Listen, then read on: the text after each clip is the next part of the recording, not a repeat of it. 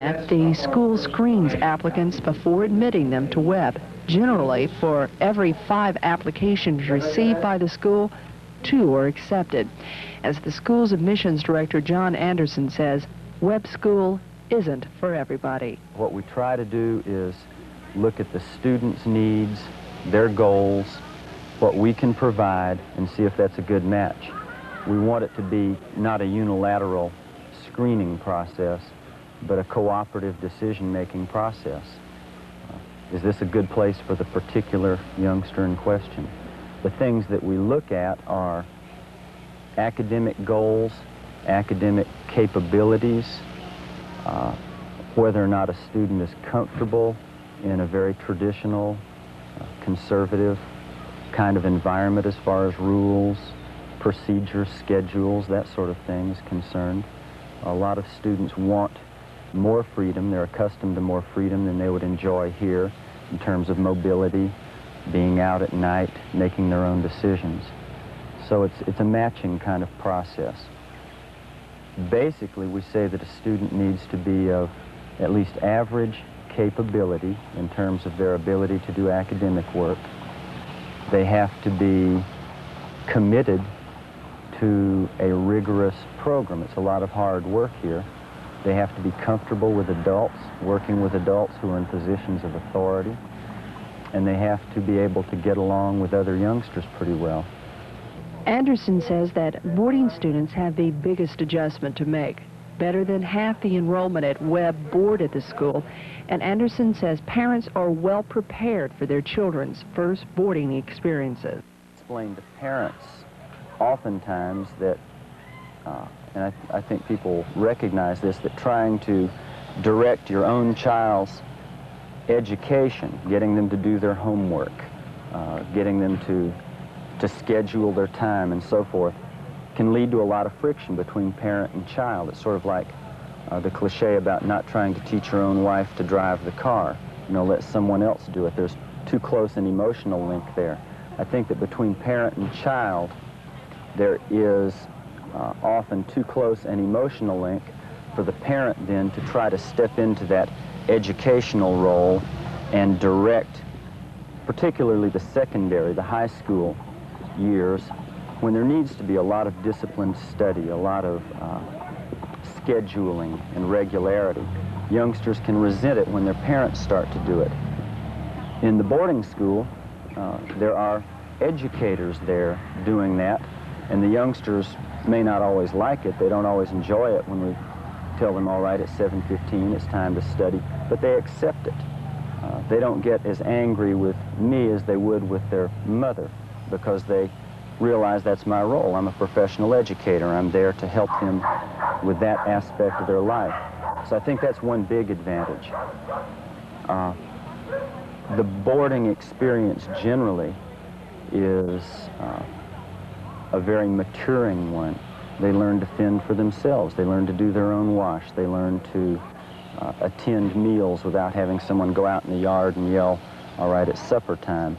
They learn to get along with other people. They learn to manage their money. They learn all of those sorts of things. They have time away from their parents, away from their family, to think about what they as an individual would like to do. They formulate their own goals. They grow as people. They grow as individuals. Webb's academic program is aimed for the college-bound student. Virtually all of Webb's graduates are admitted to college.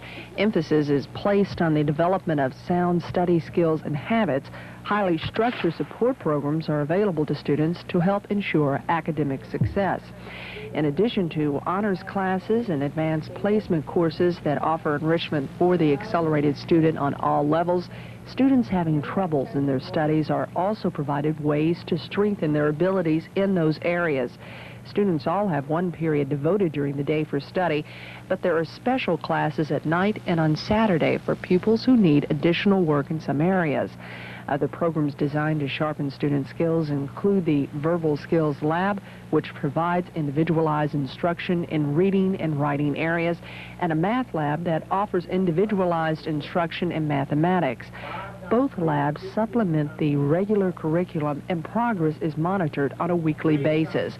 The structured atmosphere of Webb drills the students in disciplines that many of the pupils have never had. They'll set out a lot of rules, and I mean, you think, oh my gosh, all these rules, it's just knocking you down.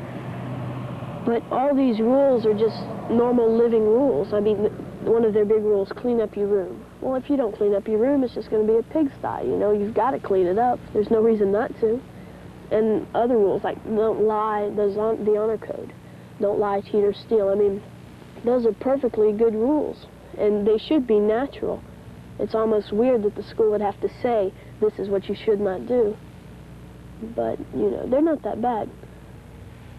If you could just evaluate everything, what do you think is the best thing that will happen to you while you're here at Webb, while you're going to school? At the end, what do you think is going to happen?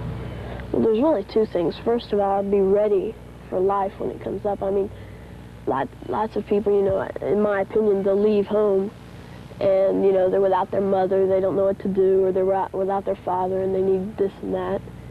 And also the education that will get me ready for another job, and mainly that will get you into a college that you need. In looking at other preparatory schools, private schools, what do you say is the difference with Webb? What makes it different from some other schools? A big difference is the fact that we do have a rigorous, traditional curriculum. Students who do well here are equipped to go on to Yale, to Princeton, to the Air Force Academy, to schools of that caliber. But we are not an academically exclusive school in that we are not looking for just the top 5% of the class from feeder schools. We accept youngsters within a broad spectrum in terms of capability, in terms of academic background. Our feeling is that if a youngster is willing to work hard enough, they can ultimately be successful with this kind of curriculum. So I think that sets us apart from many schools. There are certain superficial but important factors. We're rural. Some schools are urban, some are rural. We're coeducational. Our particular location in the southeast is an important factor. These are things that don't necessarily set us apart from every other school, but which contribute to the unique character of Webb School. The school's history, I think that the character of the founders of the school, Sawney Webb and his brother John Webb, have molded the general philosophy of the school, the emphasis on integrity, the emphasis on hard work. First thing we need to look at is what core subjects they require for entrance in the Northwestern. That is what you would need on your diploma from a high school. Now, most of these you'll have when you graduate from Webb because of our graduation requirements. Webb seniors are counseled carefully about their college choices, desired fields of study, grade point averages. Locations are all considered as the school fulfills the students' desires to select the right college for them. But academia is not all Webb offers its students. The school again follows the traditions of old Sawney, who believed, as the Greeks, that students should be strong in mind, strong in body, and strong in spirit. Each afternoon, students are encouraged to participate in activities. Webb competes with other schools in soccer and basketball, but all students participate in a variety of intramural sports, again following old Sawney's advice. When you are an old man, I want you to remember that your old teacher said, don't ever be a spectator. Take a hand in the game. One of the more unusual offerings at Webb is the school's Outer Limits program. Its aim, to give young people the chance to extend their personal boundaries. The program challenges students to participate on a voluntary basis, rock climbing, rappelling, whitewater rafting, camping, and skiing. The activities are planned through the year at Webb, with some of the adventures offered as weekend trips. Students who participate in Outer Limits are taken to Southern Illinois or North Carolina skiing, to the Ocoee River rafting, or to Grundy Country's Great Stone Door for rock climbing. Outer Limits Director Lee Gillis says the program offers urbanized youth that have never had a chance to relate to nature a chance to learn what their limits are. students agree. To me, it is a challenge. I like a challenge. I think it's a lot of fun. It builds my self-confidence more than just being fun, but I really like it. It's really good for me. I've never done anything like it before, and every time I go up that tree and then come back down being successful, it really makes me feel good about myself, and I want to go do it again and again and again. And I could do it forever. I really could. I think it's really good for the school too, because it stretches your ability and about finding goals you can reach for yourself. Just something small like going up a tree, because a lot of people think it's really scary and they cannot do it, but then when they get up there they realize, hey, this is not so bad, and they want to do it again, and I think it's good for everybody. The greatest thing that they have here is outer limits, and that's just terrific. It's the best program they have. Why?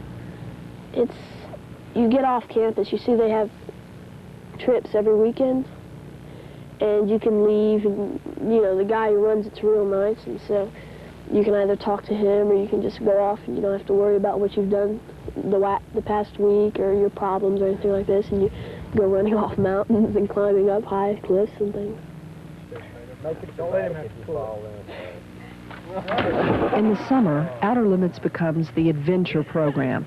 Students attending the summer session can volunteer for a regimen of early morning exercises and afternoon athletics that complement a full schedule of classes.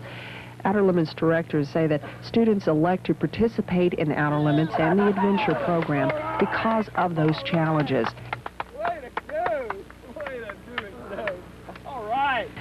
In addition to the volunteer programs, Webb has physical education requirements for all students. The school also has an Olympic-sized swimming pool and tennis courts. But despite programs and classes aimed at preparing Webb students for today's world, programs like Outer Limits, classes in computer technology, and modern economics, the school abides by most of the same policies it has since 1870. Foremost among those rules is the school's strict honor system. At the beginning of the term, each student signs the code, promising not to lie, steal, or cheat. And no test is complete until students add a statement that they neither received or gave help on the test. In addition, students abide by a dress code. As old Sonny thought sugar was harmful to young bodies, no candy or soft drinks are sold on campus. That last rule has spawned a tradition that is dear to all of Webb students and alumni. That tradition, a country store just a short walk from the school.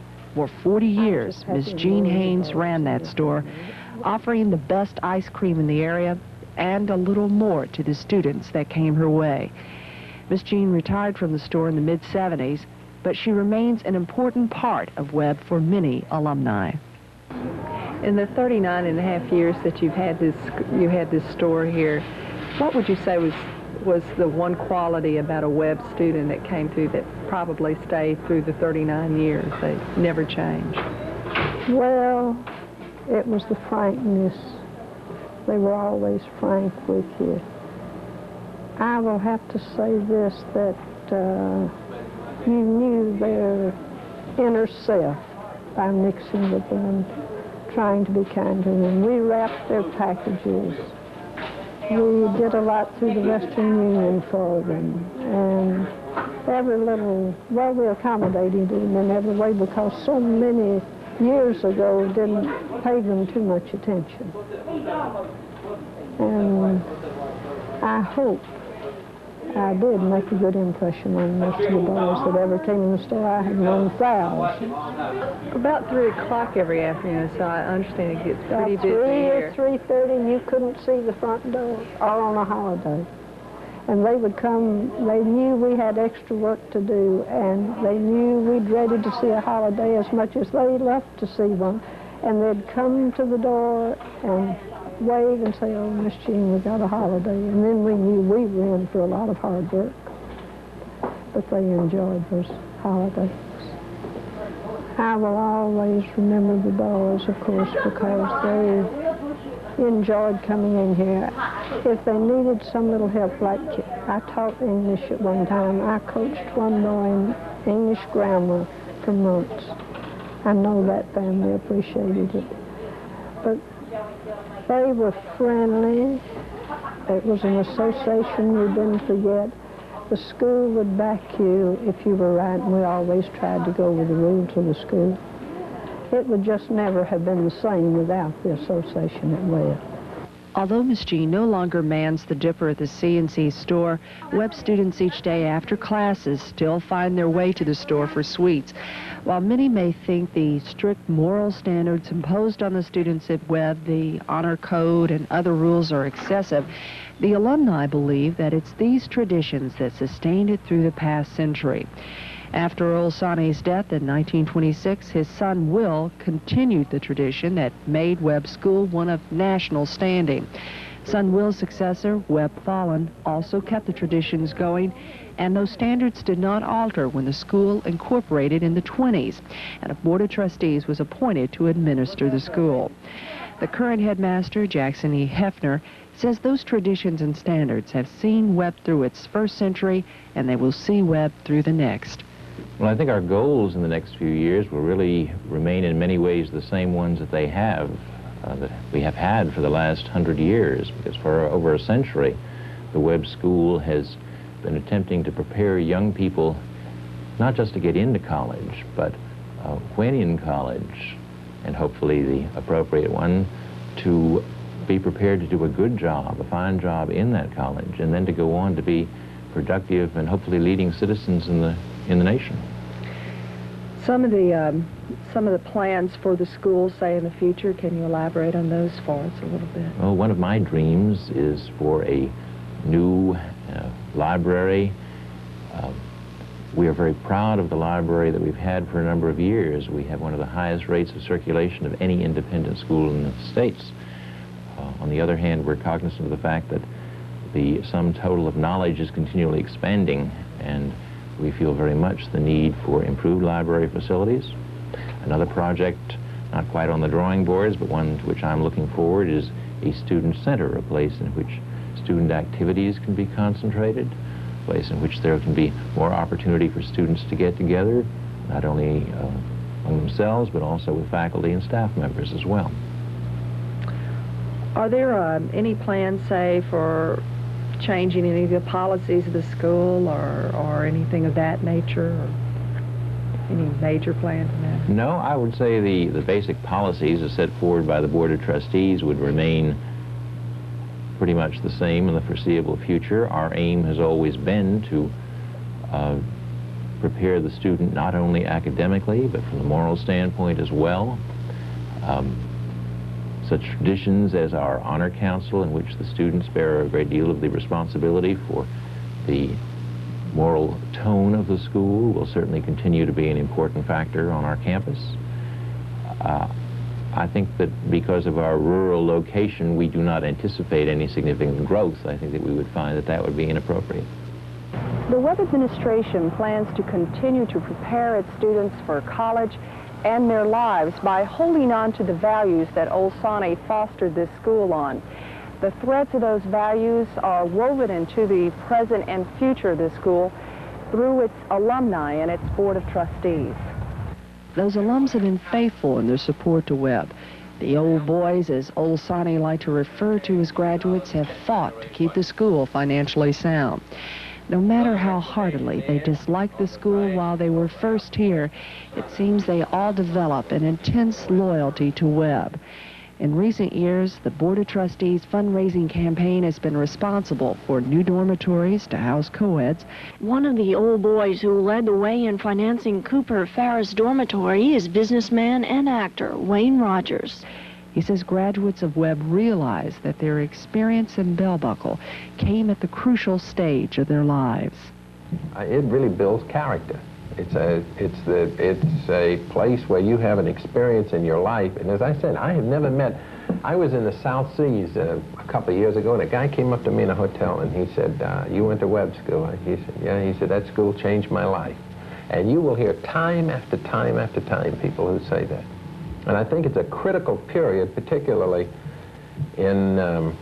I can say this, and it's going to sound chauvinistic, but in a boy's life, certainly, and maybe in a girl's, you know, that particular time when you're in high school, when you could go several different directions.